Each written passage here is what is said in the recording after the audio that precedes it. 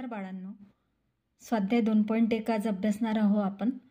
तर पहिला प्रश्न आहे, -1 ला त्याने 100 वेळा गुणल्यानंतर गुणाकार येतो. आता आपल्याला काय करायचं आहे, आपण गुणाकार शिकलेलो आहोत. तर 1 घेऊया तुम्हाला समजण्यासाठी. 1चा आपण 1 वेळा गुणाकार केला तर उत्तर काय येईल? 1 1 1. 1चा आपण जर 3 वेळा गुणाकार केला तर उत्तर काय येणार आहे? 1 1 1 1. म्हणजे असं आपण कितीही वेळा जरी गुणाकार केला तर 1चं उत्तर किती येईल? 1च येईल. म्हणजे आपलं सी आणि डी पर्याय हे कट झालेले आहेत. समजलं का तुम्हाला? मग आपल्याला 100 वेळा गुणाकार केलेला आहे, पण याच्यामध्ये आपल्याला काय दिलेलं आहे? ऋणचिन्ह दिलेलं आहे. बघा, ऋण ऋण आणि ऋण, या ठिकाणी आपण ऋण देऊन बघूया. बघा, चिन्हांचा नियम काय सांगतो की वजा अधिक वजा किंवा गुणाकार आहे याच्यामध्ये, तर आपण गुणाकाराचं घेऊया. वजा अधिक गुणेला वजा काय होतं? तर धनचिन्ह होतं.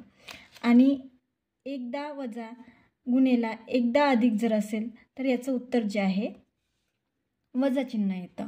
म्हणजे ती संख्या त्याच्या पुढे असेल. आपण सध्या फक्त चिन्हांचा विचार करतोय, चिन्हांचा नियम समजून घेतोय.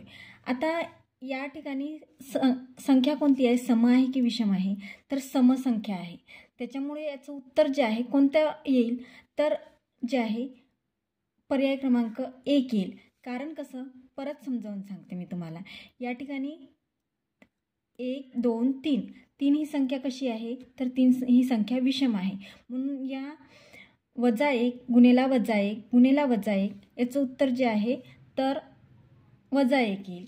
परंतु जर मी तुम्हाला सांगितलं -1 गुणेला -1 गुणेला -1 गुणेला -1, तर यांचा गुणाकार काय येणार आहे? 1 येणार आहे. त्याच्यामुळे आपण 1ला 100 वेळा 200 वेळा, -1ला 100 वेळा 200 वेळा जरी गुणलं तर त्याचं उत्तर जे आहे धन येणार आहे. समजलं? एवढं सोपं हे गणित होतं. नंतर आहे प्रश्न की एका मोज्याच्या जोडीची किंमत. बघा काय सांगितलेलं आहे, एका मोज्याच्या जोडीची किंमत टोपीच्या किमतीच्या दुप्पट आहे. जर मोज्याच्या 5 जोड्यांची किंमत 1250 असेल तर मोज्यांच्या 2 जोड्या आणि 4 टोप्या कितीला पडतील असा प्रश्न आलेला आहे. अतिशय सोपं आहे, फक्त समजून घेण्याची गरज आहे. काय म्हटलेलं आहे त्यांनी ते पहिले समजून घेऊया. आता इथं 2 आपल्याला राशी दिलेली आहे, एक मोजा आणि एक दिलेली आहे टोपी. आता कोण कोणाच्या दुप्पट आहे? तर मोज्याच्या जोडीची किंमत टोपीच्या दुप्पट म्हटलं आहे, टोपीच्या किमतीच्या दुप्पट. म्हणून आपण टोपीचा ट घेऊया आणि मोज्याचा म घेऊया. तुम्ही जर तुमचं इंग्लिश वगैरे चांगलं असेल तर मोज्याला सॉक्स म्हणतात आणि टोपीला हॅट म्हणतात. तर मोज्याचा आपण एस पण घेऊ शकतो, टोपीचा एच पण घेऊ शकतो, तुम्हाला जे योग्य वाटेल ते. तर आपण जे आहे एका मोज्याच्या जोडीची किंमत टोपीच्या किमतीच्या दुप्पट आहे. टोपीच्या किमतीच्या दुप्पट म्हणजे जर आपण समजा या ठिकाणी टोपीची किंमत x समजली तर टोपीची किंमत, मोज्याची किंमत जी आहे 2x आपल्याला समजावे लागेल. आता यांनी एक आणखीन आपल्याला जे आहे क्ल्यू दिलेला आहे. जर मोज्यांच्या 5 जोड्यांची किंमत 1250 असेल, मग आपल्याला एका जोडीची किंमत काढण्यासाठी काय करावं लागेल? तर एका जोडीची किंमत काढण्यासाठी आपल्याला भागाकार करावा लागेल. मग 1250 भागेला 5, मग 5 1 5, 5 2 10, 2 उरले आणि 5 5 25, आणि हा उरलेला 0 जे आहे भागाकारात लिहायचा. म्हणजे आपण 5 मोज्यांची किंमत जी आहे 1250 आहे, तर एका मोज्याची किंमत आपल्याला मिळालेली आहे 250. ठीक आहे. मग आता आपल्याला ही दुप्पट आहे, आपल्याकडे ही जी किंमत मिळालेली आहे ही दुप्पट मिळालेली आहे. कोणाच्या? तर टोपीच्या.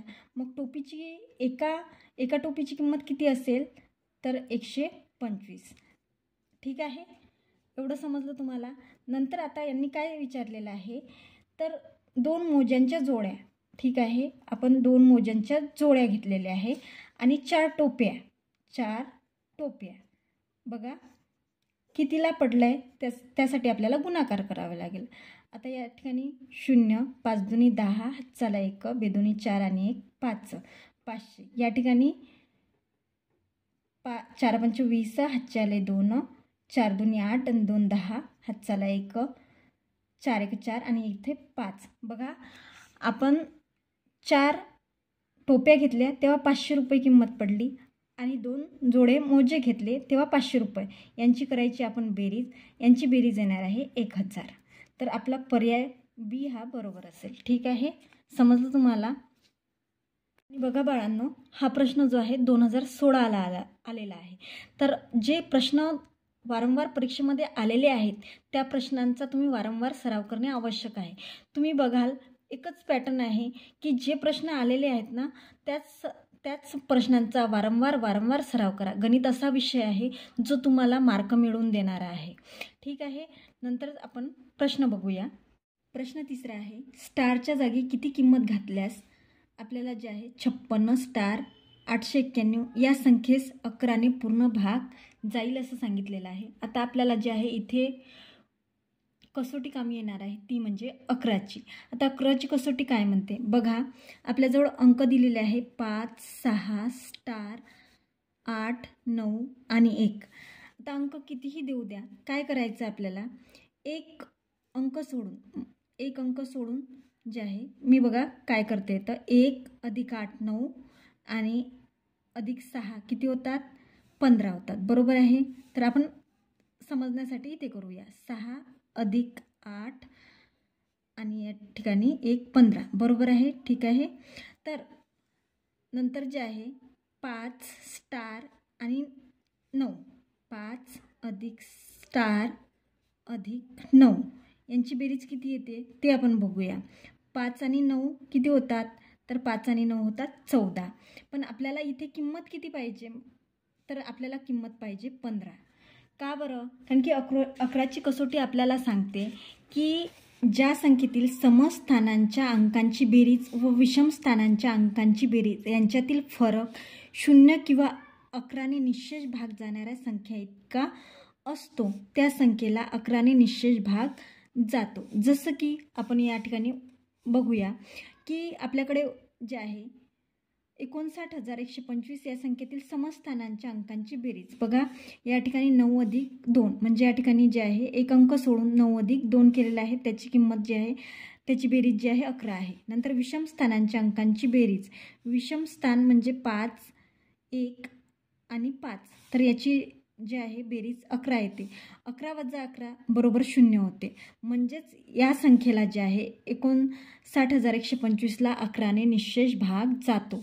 नंतर जे आहे दुसरी कंडिशन आहे की 62,909 या संख्येतील समस्थानांच्या अंकांची बेरीज आहे.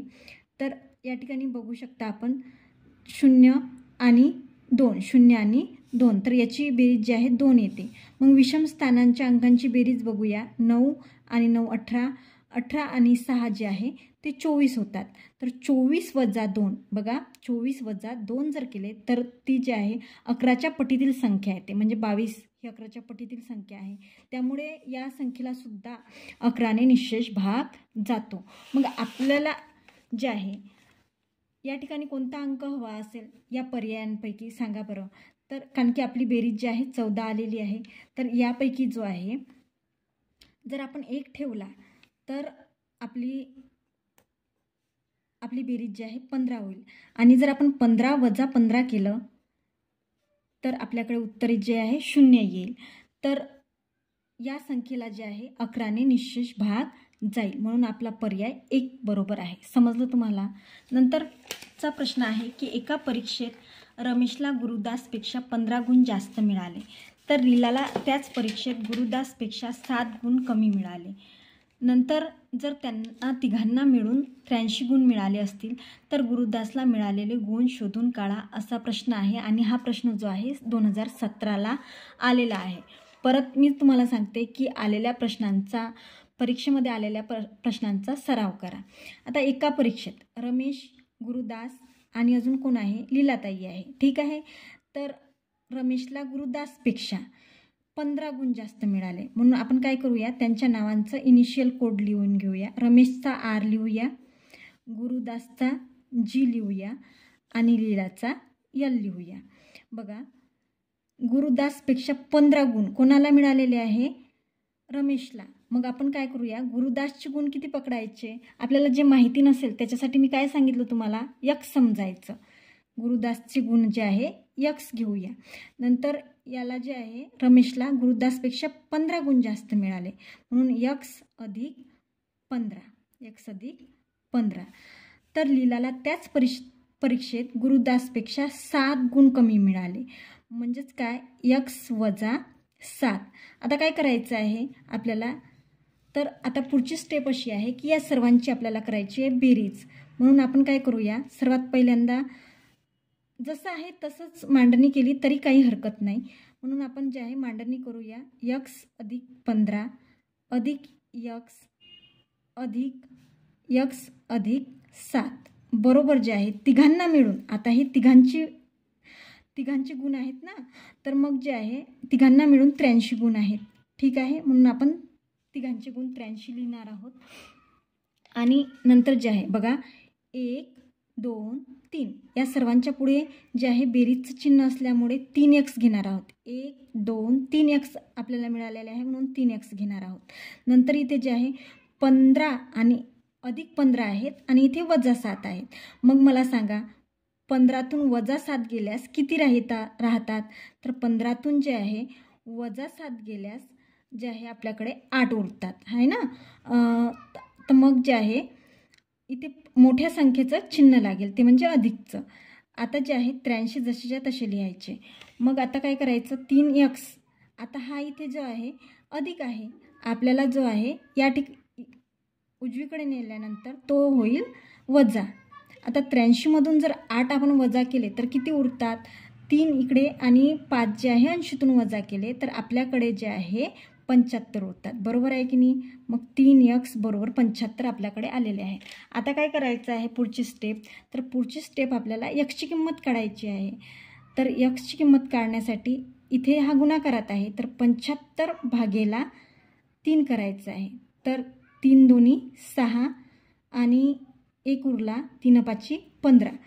तर यक्सची किंमत किती आलेली आहे बाळांनो, एक्सची किंमत आलेली आहे 25. आणि यक्स कोणाला मानलं होतं आपण, गुरुदासला. आणि विचारलेलं कोणाचं आहे, तर गुरुदासचंच विचारलेलं आहे. त्याच्यामुळे आपल्याकडे पर्याय जो आहे तो जो आहे 25 आहे. तर 25 गुरुदासचे आहेत गुण. नंतर जे आहे 25 अधिक 15, 25 अधिक 15 5 5 10 चला 1 40 जे आहे रमेशचे आहेत. आणि या ठिकाणी 25 वजा 7, 25 वजा 7 किती होतात, तर 15तून 7 गेले 18, 25मधून 7 गेले 18 गुण जे आहे ते लीलाचे आहेत. समजलं तुम्हाला, अशा प्रकारचं हे उदाहरण सोडवायचं असते. नंतरचा प्रश्न आहे 5वा प्रश्न की 1836 या संख्येला 17ने भागले असता येणारा भागाकार कोणता असा विचारलेला आहे. तर अगदी सोपा प्रश्न आहे हा. बघा भागाकार विचारलेला आहे म्हणून सरळ सरळ काय करायचं आहे आपल्याला, भागाकारच करायचा आहे. आता आपण जे आहे संख्या लिहून घेणार आहोत. 1836 भागेला करायचं आहे 17. आता 17चा पाढा तुम्हाला येणे आवश्यक आहे. तर 17 1 17, कारण की जे आहे 18 ही 18पेक्षा लहान संख्या 17 आहे, म्हणून आपण 1चा भाग दिला. तर 17 1 17, खाली उरले 1, इथे 3. बघा आता 17पेक्षा 13 ही संख्या काय आहे, लहान आहे, म्हणून काय करणार आपण, तर 0चा भाग देणार. ठीक आहे. इथं 0चा भाग दिल्यानंतर जे आहे आपल्याकडे येणार आहे 136. आता 17च्या पाढ्यामध्ये 136 जे आहे 8व्या स्थानी आहे, म्हणून जे आहे 136 आपलं उत्तर जे आहे 108 म्हणजे पर्याय क्रमांक 1 येईल. समजलं तुम्हाला. नंतर आता प्रश्न आहे 6वा प्रश्न आहे की एका परीक्षेत करीमने रहीमपेक्षा 15 गुण जास्त मिळवले, मदनला रहीमपेक्षा 10 गुण कमी मिळाले, तिघांना मिळून 110 गुण मिळाले, करीमला किती गुण मिळाले होते असा प्रश्न आलेला आहे. आणि कोणत्या साली आलेला आहे, 2014. बघा आत्ताच आपण ते उदाहरण सोडवलेलं आहे 2017चं. अशाच प्रकारचे ट्रिकी गणित तुम्हाला परीक्षेमध्ये येतात. असे सोप्या स्वरूपाचे गणित जे आहे ते येत नाही, फक्त हे सरावासाठी असतात. म्हणून या प्रश्नांचा जे आहे तुम्ही वारंवार सराव करा. आता काय विचारलेलं आहे, तिघं मुलं आहेत, करीम आहे, रहीम आहे आणि मदन आहे. तर आपल्याला त्यांचे जे आहे करीमचा आपण के घेऊया, मदनचा यम घेऊया आणि रहीमचा आर घेऊया. आता करीमने रहीमपेक्षा 15 गुण जास्त मिळवले. रहीमपेक्षा म्हटलेलं आहे, रहीमपेक्षा 15 गुण जास्त मिळाले. म्हणजेच आपल्याला काय करावं लागेल, रहीमला यक्स घ्यावं लागेल. आणि या ठिकाणी सुद्धा मदनला रहीमपेक्षा 10 गुण कमी मिळाले. इथे पण पेक्षा आहे म्हणून आपण जे आहे रहीमचे एक्स घेऊया. ठीक आहे. नंतर करीमने रहीमपेक्षा 15 गुण, करीम यक्स अधिक 15 आणि या ठिकाणी जे आहे कमी मिळालेले आहे 10 गुण म्हणजेच यक्स वजा 10. बघा जिथे अधिक मिळवलेले आहे, जास्त मिळवलेले आहे तिथे मी अधिकचं चिन्ह घेतलं आणि जिथे कमी मिळालेले आहे तिथे जे आहे वजाचं चिन्ह घेतलं. मग आता काय करायचं आहे आपल्याला, पुढची स्टेप तुम्हाला माहिती आहे. काय करायचं आहे, जसं आहे तसं लिहून घ्यायचं आहे. यक्स अधिक 15 अधिक यक्स वजा 10 अधिक यक्स बरोबर तिघांचे गुण लिहायचे आहे 110. तर 1 2 3 यक्स आहेत आपल्याकडे, 3 यक्स. आता बघा बरं, 15 अधिक 15 वजा 10 करायचे आहे. म्हणजेच काय होईल, आता बेरीज होईल की वजाबाकी होईल, तर निश्चितच वजाबाकी होईल. 15मधून 10 जर केले तर आपल्याकडे किती राहिले बरं, तर आपल्याकडे राहिलेले आहे 5 बरोबर 110 आपल्याला जसे त्याच्या तसे लिहायचे आहे. आता आपल्याकडे 3x अधिक 5. मग जे आहे आपल्याला काय करायचं आहे, या अधिक 5ला इकडे न्यायचं आहे. तर 110 वजा 5 होतील बरोबर आहे. मग जे आहे आपल्याकडे 3x बरोबर 110मधून 5 वजा केले तर 105 उरतील. मग आता जे आहे आपल्याला xची किंमत काढायची आहे. म्हणून आपण काय करणार आहोत, तर 105 भागेला 3 करणार आहोत. तर 3 त्रिक 9 आणि किती उरले, 1 उरला आणि हे 5 म्हणजे 15, 3 5 15. या ठिकाणी जे आहे एक्सची किंमत किती आलेली आहे, एक्सची किंमत आलेली आहे 35. म्हणजेच एक्स कोणाला पकडलं होतं आपण, जे आहे रहीमला पकडलं होतं. म्हणजे रहीमचे गुण किती आलेले आहेत 35. आणि यांनी विचारलं कोणाचं आहे, करीमचं विचारलं आहे. म्हणून आपण थेट जे आहे करीमकडे जाऊया, कारण की आता तुम्हाला उदाहरण समजलेलं आहे. तर 35 अधिक 15 जे होतात 5 आणि 5 10, हातचाला 1, 3 आणि 1 4 आणि इथे 5. तर 50 हे उत्तर येणार आहे. म्हणजेच करीमला जे आहे 50 गुण मिळालेले आहे, जो की आपल्या पर्यायामध्ये आहे तो म्हणजे डी पर्याय. ठीक आहे. तुम्हाला जर व्हिडिओ आवडत असेल तर व्हिडिओला लाईक जरूर करा आणि आपल्या मित्राला सुद्धा शेअर करा आणि चॅनलला सबस्क्राईब नक्की करा. हां, आता प्रश्न 7वा आहे की प्रश्न 7वा काय म्हणतो की एका परीक्षेत जोसेफला अमितपेक्षा 8 गुण कमी पडले. बघा आता तुम्हाला पॅटर्न समजून आलेला असेल. अमितपेक्षा 8 गुण कमी पडले. कुमारला अमितपेक्षा 12 गुण जास्त मिळाले. सगळ्यांना मिळून 205 गुण मिळाले. जोसेफला किती गुण मिळाले. आता तुमच्या नक्कीच लक्षात आलं असेल की यक्स कोणाला द्यायचं. 3 मुलं आहेत, एक आहे जोसेफ, एक आहे अमित आणि एक आहे कुमार. कुमारचा के लिहिणार आहोत आपण. आणि या सर्वांना मिळून जे आहे किती गुण मिळालेले आहे आपल्याला 205. हा सुद्धा 2018ला आलेला प्रश्न आहे. बघा अशा स्वरूपाचे परीक्षेमध्ये प्रश्न विचारले जातात. आता आपण काय करूया, अमितला यक्स समजूया, अमितला समजूया यक्स. आणि जे आहे जोसेफला अमितपेक्षा 8 गुण कमी पडले. म्हणजेच याला काय लिहावं लागेल, यक्स वजा 8. इथे अधिक करूया, अधिक कुमारला 12 गुण जास्त मिळाले. यक्स अधिक 12 बरोबर 205. अरे इथेच समीकरण तयार झालं. म्हणजे आपल्याला विशेष मांडणी करावी लागली नाही. बघा मग आपण काय करूया, 1 2 3 3 यक्स आहेत म्हणून 3 यक्स लिहिणार आहोत. आता इथे वजा 8 आणि अधिक 12 आहे. म्हणजे आता काय करावं लागेल आपल्याला, तर आपल्याला करावं लागेल वजाबाकी. ठीक आहे. मग आपण वजाबाकी करणार आहोत आणि 12तून 8 गेले किती राहिले, तर 4 राहिले. इथे अधिकचं चिन्ह देणार आहोत, 4 राहिले. मग 205. आता या ठिकाणी जे आहे 3x जसेच्या तशी लिहायची आहे आपल्याला. आणि या ठिकाणी अधिक आहे, त्यामुळे जे आहे आपल्याला या बाजूने उजव्या बाजूंना नेताना जे आहे आपल्याला वजा करावं लागेल. 205मधून 4 वजा केल्यास किती उरतात रे? तर 201 उरतात.